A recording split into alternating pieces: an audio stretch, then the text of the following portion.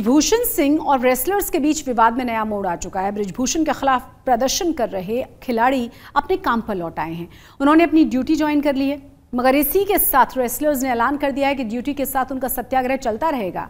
इसके अलावा सूत्रों से खबर यह है कि बृजभूषण पर आरोप लगाने वाली महिला पहलवान ने अपने आरोप वापस ले लिए हैं। अब सवाल यह है कि इस लड़ाई में आगे क्या होगा।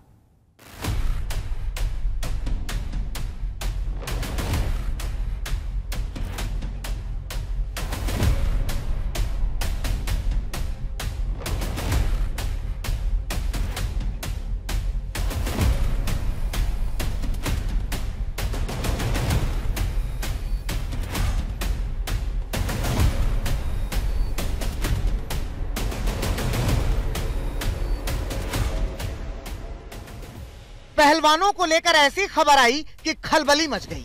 आंदोलन की अगुवाई कर रही साक्षी मलिक नौकरी पर लौट गईं। बजरंग पुनिया और विनेश फोगाट ने भी ड्यूटी ज्वाइन कर ली। सवाल उठा कि क्या पहलवानों का आंदोलन कमजोर पड़ गया है? क्या तीनों पहलवानों ने आंदोलन से पीछे हटने का फैसला कर लिया है? ये कदम 5 दिन पहले गृह मंत्री अमित शाह से हुई मुलाकात का नतीजा है, जिसमें उन्होंने मामले की सही जांच और उचित कार्रवाई का भरोसा दिलाया था। अभी चर्चा ने जोर पकड़ा ही था कि साक्षी मलिक ने ट्वीट कर सफाई दी, इंसाफ मिलने तक लड़ाई जारी रखने की बात कही। ये खबर बिल्कुल गलत है। इंसाफ की लड़ाई में न हम में से कोई पीछे हटा है, न कभी हटेगा। सत्याग्रह के साथ साथ रेलवे में अपनी जिम्मेदारी को साथ निभा रही हूँ। इंसाफ मिलने तक हमारी लड़ाई जारी है। ये खबर सरासर झूठ है। उन्होंने ट्वीट करके भी पूरे देश को इसकी जानकारी दे दी है। लगातार 2-3 दिन से जो मीडिया में माहौल बनाया जा रहा है, वो हमारे समर्थकों को तोड़ने का जो माहौल है, कृपया मैं उन सभी खबरों का खंडन करता हूं। ना तो हमारा कोई समझौता हुआ है किसी भी प्रकार से, और ना ही हम पीछे हटे हैं, और आगे भी ना हम हटने वाले। कुछ ही देर में बजरंग पुनिया ने भी ट्वीट कर अपना पक्ष रख दिया। आगे भी आंदोलन जारी रखने का ऐलान कर दिया। अभी तक जो मोड़ आया है उसमें साक्षी मलिक उन्होंने अपनी नौकरी ज्वाइन कर ली है, और इसके साथ ही बजरंग पुनिया ने भी ज्वाइन कर ली है नौकरी, जिसमें यह कहा जा रहा है कि ये दोनों चूंकि गजेटेड ऑफिसर हैं, लिहाजा उन्हें अब एक सीमा के बाद उन्हें नौकरी ज्वाइन करनी पड़ेगी।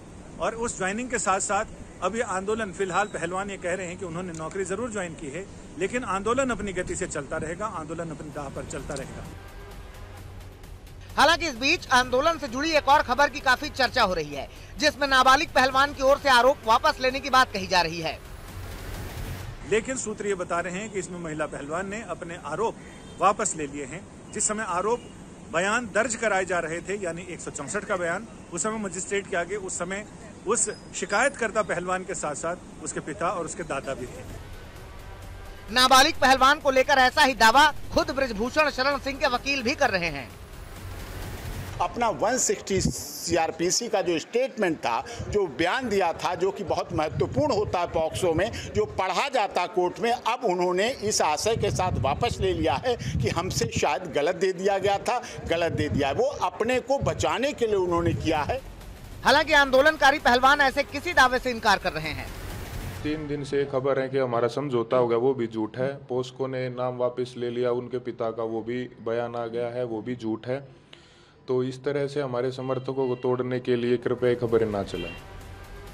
आंदोलनकारी पहलवानों की माने तो वो बृजभूषण सिंह के खिलाफ आगे की रणनीति पर विचार कर रहे हैं। इंसाफ के लिए बड़े आंदोलन की तैयारी कर रहे हैं। जैसे जंतर मंतर पे जो घटना हमारे साथ हुई है 28 तारीख को, हमको वहाँ पे ना जाने की परमिशन है। हम जैसे ही इस आंदोलन को वापस धरातल पे लेके आएंगे, वैसे ही जो है हम प्रोटेस्ट वापस शुरू करेंगे। बीच में कोई छोटा मोटा काम होगा, वो उस बारे में उन्होंने ट्वीट करके जानकारी दे दी है। उधर महिला पहलवानों के मामले में आ रही खबरों को लेकर सियासत भी शुरू हो गई है। विपक्षी दल ऐसी स्थिति के लिए दिल्ली पुलिस को जिम्मेदार बता रहे हैं, केस में लापरवाही बरतने का आरोप लगा रहे हैं। जब दिल्ली पुलिस FIR दर्ज करने के 6 हफ्ते के बाद भी कोई एक्शन नहीं ले रही है, तो इसका अर्थ यही है कि वो पूरा समय दिया गया है आरोपी को कि वो अपने बचाव के लिए जो भी हथकंडे उनके पास है वो उसको इस्तेमाल करे। पहलवानों की माने तो अब वो बृजभूषण की गिरफ्तारी की मांग पर अड़े हैं। नौकरी के साथ सत्याग्रह जारी रखने की दलील दे रहे हैं। 9 जून को खाप महापंचायत के अल्टीमेटम की तारीख भी पूरी हो जाएगी। तब देखना होगा कि ये लड़ाई आगे किस ओर जाएगी। मिलन शर्मा के साथ संजय शर्मा, दिल्ली आज तक। पहलवानों ने अपना रुख साफ कर दिया है कि कोई भी कुछ कहे, बृजभूषण सिंह के खिलाफ उनकी लड़ाई ऐसे ही जारी रहेगी। और इसी बीच पहलवानों के समर्थन में किसानों ने भी मोर्चा खोल दिया है। पंजाब और हरियाणा के किसानों का प्रदर्शन तेजी के साथ जारी है, तो किसान संगठन आगे भी रणनीति बनाने में जुटे हुए हैं।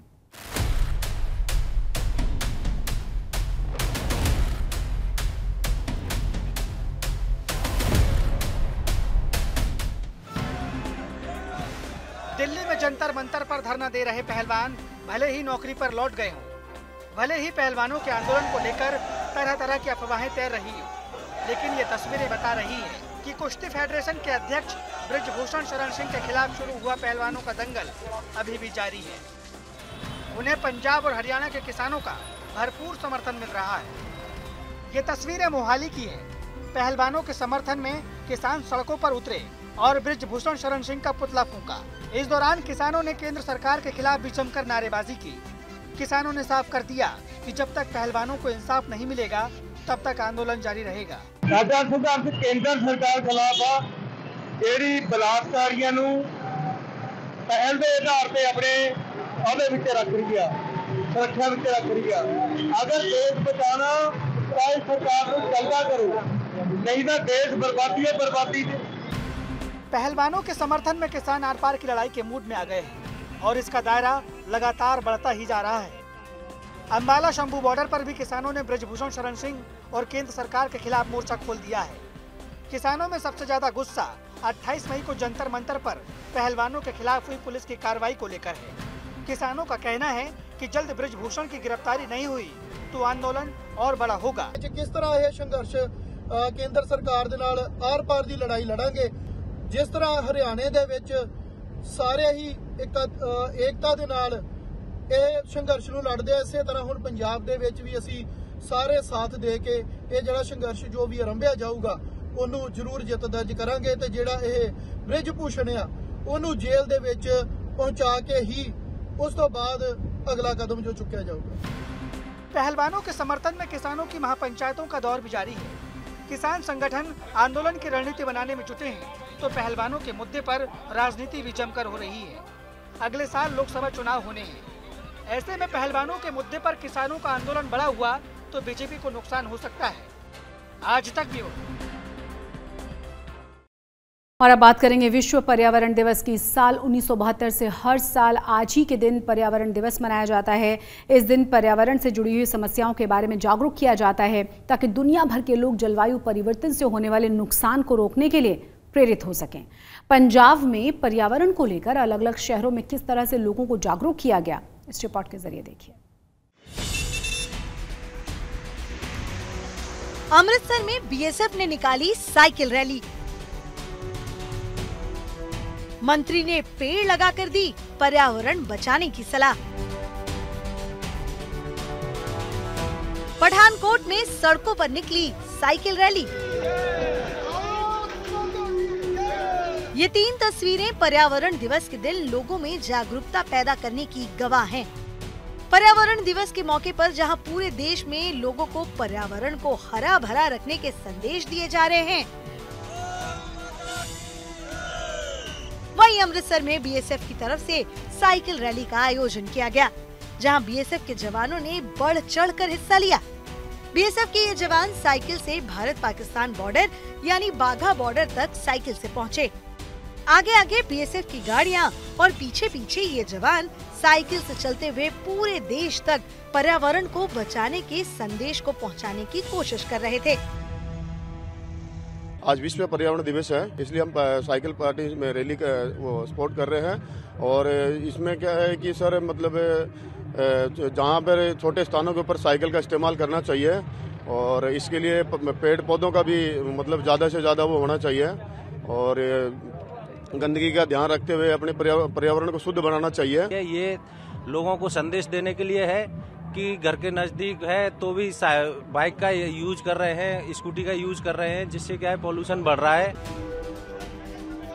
वहीं पठानकोट में वन विभाग की ओर से एक साइकिल रैली का आयोजन किया गया, जिसमें स्थानीय लोगों और अलग अलग संस्थाओं की ओर से बढ़ चढ़कर हिस्सा लिया गया।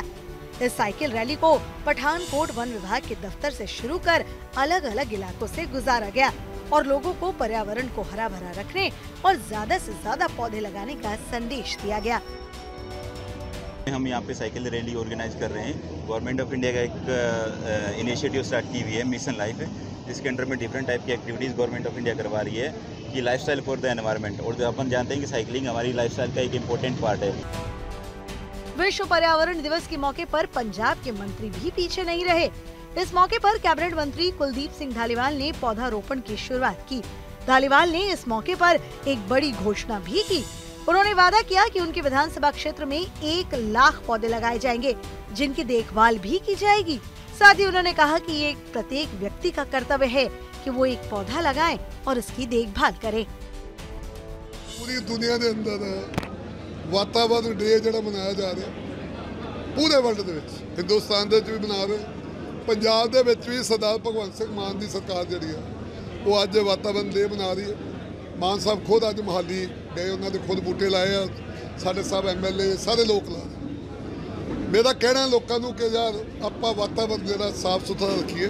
सो एक मैं अपने अफसर को कहा कि जुलाई महीने के 1 लाख बूटा जोड़ा अजनाला सब डिवीजन असी लावांगे। पूरी 1 महीना मुहिम जी है वो चलावांगे और अजनाले हरिया भरिया जो वो करांगे।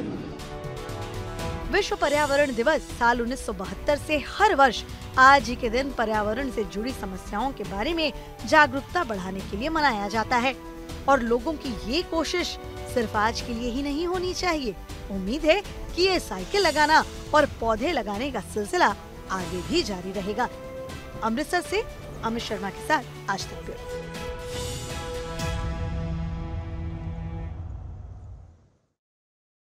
अमृतसर में विश्व पर्यावरण दिवस के मौके पर IHRCCC ने एक कार्यक्रम का आयोजन किया था। अद्भुत भारत और राष्ट्र गौरव सम्मान समारोह में पूर्व सांसद और अभिनेत्री जयाप्रदा भी शामिल हुई। इस दौरान समाज की भलाई के लिए योगदान देने वाली हस्तियों को सम्मानित किया गया। जयाप्रदा ने सभी से पर्यावरण बचाने के लिए योगदान देने की अपील की है। पर्यावरण का आज दिवस मनाने मैं यहाँ पे आई हूँ और मुझे बहुत अच्छा लग रहा है, क्योंकि मैं पहली बार गुरुओं के इस धरती पर मैं इस विश्व पर्यावरण का दिवस मनाने मैं इस धरती पे कदम रख के मुझे बहुत खुशी हो रही है। और अभी हम शाम को जाने वाले हैं, शाम को दर्शन करने वाले हैं। This is second time. और अब बात करेंगे हेमकुंड साहिब यात्रा की, जिसके रास्ते पर एक दिन पहले ही ग्लेशियर खिसका था, जिसकी चपेट में 6 श्रद्धालु आ गए थे। और इस बात की भनक लगते ही ITBP और SDRF की टीमें फौरन ही एक्शन में आई और उन्होंने 5 लोगों को सकुशल बाहर निकाल लिया, जबकि एक महिला तीर्थयात्री को बचाया नहीं जा सका। बताया जा रहा है कि घटना हेमकुंड साहिब से 1 किलोमीटर पहले अटला कोटी में हुई थी, जहां ग्लेशियर का बड़ा हिस्सा अचानक से टूटकर यात्रा मार्ग पर गिर पड़ा था। बचाए गए लोगों का अस्पताल में इलाज जारी है, जो अब खतरे से बाहर बताए जा रहे हैं। 15,210 फीट की ऊंचाई पर ITBP और SDRF के जवानों ने कैसे इस रेस्क्यू ऑपरेशन को अंजाम दिया, इस रिपोर्ट के जरिए देखिए।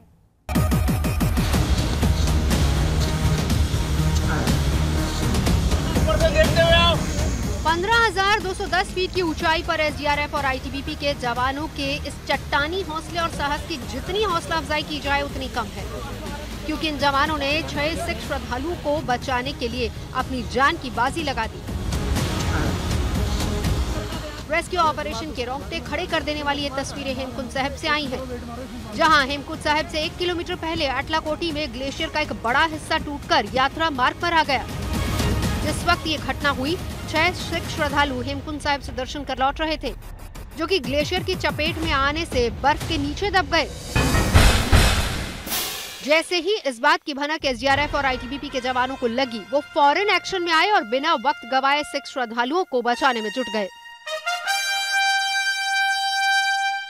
बीते रविवार को शाम 6 बजे अचानक से अटलाकोड़ी जगह में ग्लेशियर टूट गया था, जिसमें 6 सिख श्रद्धालु फंस गए थे।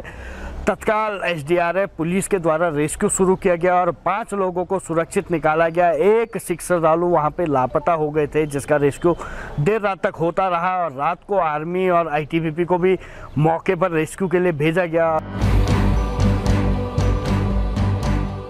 तस्वीरों को देखकर रेस्क्यू ऑपरेशन की दुश्वारियों का अंदाजा आसानी से लगाया जा सकता है, मगर इन जवानों ने इस बात की परवाह नहीं की और 6 में से 5 तीर्थयात्रियों को कुछ ही देर में बचा लिया। किसी ने फावड़ों की मदद से बर्फ हटाई तो किसी ने पूरे इलाके को सर्च किया। ऊपर से देखते हैं ना, ऊपर से देखते हुए आओ। फिर भी एक महिला तीर्थयात्री का कोई सुराग नहीं मिला।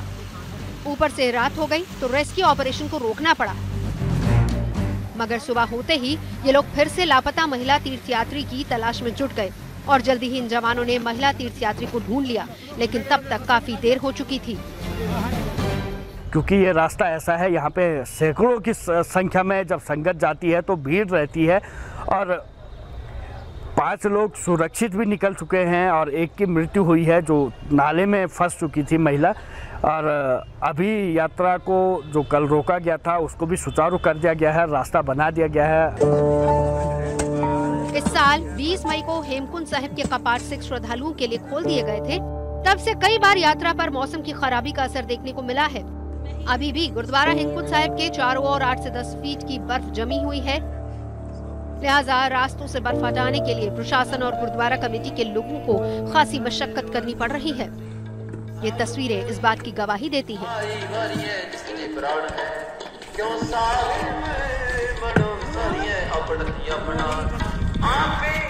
प्रशासन और गुरुद्वारा कमेटी से जुड़े लोगों की कोशिश यही है कि देश के अलग अलग हिस्सों से आने वाले सिख श्रद्धालुओं को गुरुद्वारा साहिब तक पहुंचने में किसी भी तरह की कोई परेशानी न आए। यात्रियों को कोई कठिनाई ना हो, गुरुद्वारा कमेटी व प्रशासन, पुलिस, SDRF सभी मिलकर सेवा का काम कर रहे हैं। जो भी डेंजर पॉइंट है, जहाँ से ग्लेशियर हुआ, सीढ़ियों से आगे यात्रियों को सुरक्षित निकालने का काम सभी मिलजुल कर रहे हैं। रेस्क्यू किए गए सभी लोग पंजाब के अमृतसर के रहने वाले बताए जा रहे हैं, जिनको बर्फ से निकालने के बाद घंगारिया गुरुद्वारा साहिब के अस्पताल में इलाज के लिए भर्ती करवाया गया और जो अब खतरे से बाहर बताए जा रहे हैं।